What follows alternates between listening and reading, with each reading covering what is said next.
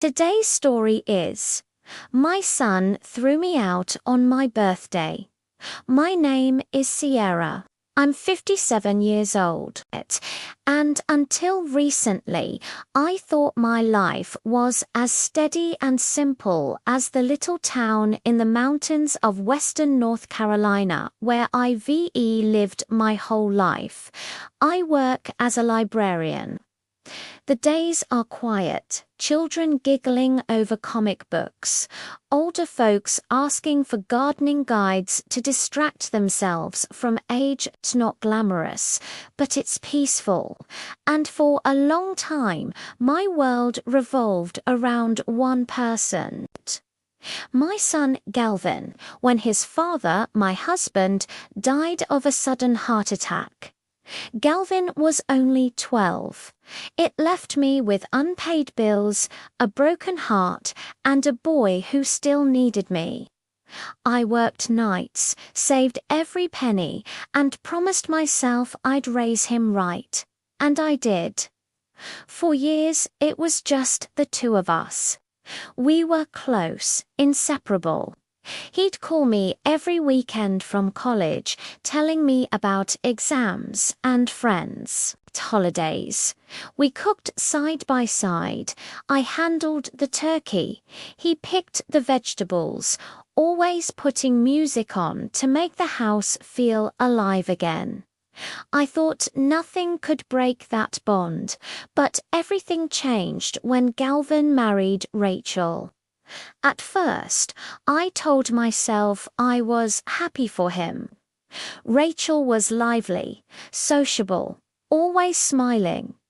But slowly, a distance crept in.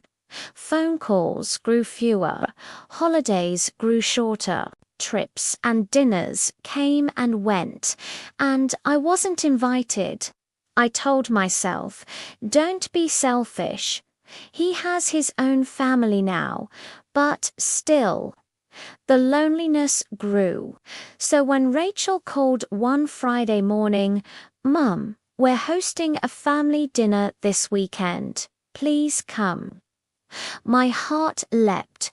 I rushed into town, searching for the perfect gift for my little grandchild. I wanted something simple, but meaningful. I chose a soft teddy bear, light brown, with button eyes that seemed to smile back at me. I pictured tiny arms hugging it to sleep. I baked a cake, my heart fluttering with anticipation. But then the phone rang. Galvin's voice was low. "Mom, the dinner tonight is cancelled. Rachel's not feeling well. We'll do it another time." I froze, spoon in hand. "Is she okay? Do you need me to come help?" "No, Mom, it's fine. We'll handle it." And then the line went dead. I told myself not to overthink it, but in the silence, I swore I heard faint laughter in the background. That night, it rained. I decided to drive into town for groceries. Anything to keep myself busy. My car passed Galvin and Rachel's neighborhood, and I slowed near their house. Lights blazed from every window. The yard was packed with cars I didn't recognize, except a few that I knew belonged to Rachel's relatives. I pressed the brake, my chest tightened. Against every instinct, I stepped out of my car. Coat pulled tight against the drizzle, and walked toward the glow of their living room window. And that's when I saw it. The family gathered around a long dining table. Rachel, raising her glass in a toast, Galvin smiling at her side, relatives laughing, plates full, glasses clinking. And in the center of the table, a large baked cake, the same kind I'd been preparing that morning. My son had lied.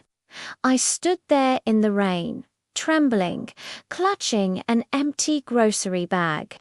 My own family was inside warm, laughing while I stood outside like a stranger, watching through the glass. I turned away before anyone could see me. By the time I reached my car, tears were streaming, blending with the rain. I had survived widowhood. I had raised a son alone. But this betrayal cut deeper than anything else. I didn't knock. I didn't call. I just drove home to my empty kitchen where the teddy bear still sat in its box, untouched. That night I broke down because I finally understood respect had left this relationship, and without respect there can be no family. The next morning, I knew what I had to do. I wrote a letter to Galvin. Son, I was outside your window last night. I know the dinner wasn't cancelled. I don't understand why you and Rachel excluded me, but I've felt clearly that I am no longer welcome. I'm not blaming you, but I must protect myself. I hope one day you'll understand the pain I've been through.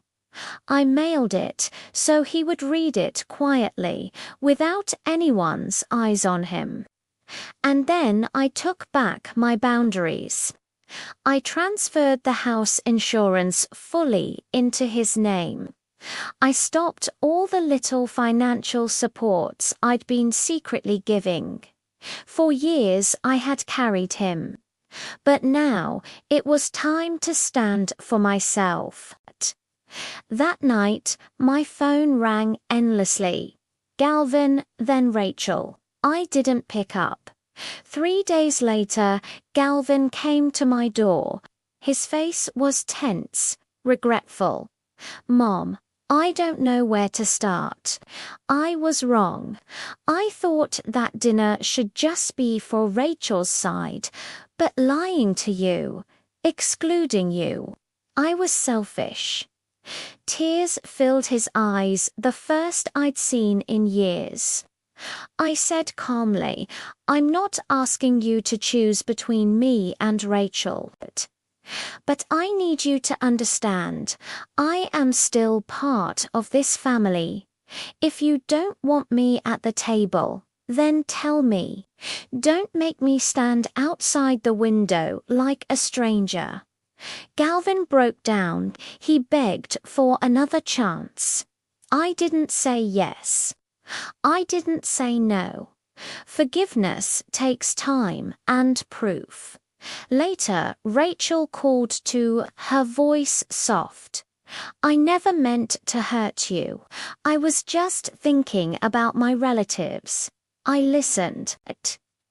Then I said simply, Rachel, family isn't just blood. It's respect. Without that, no one will want to come home.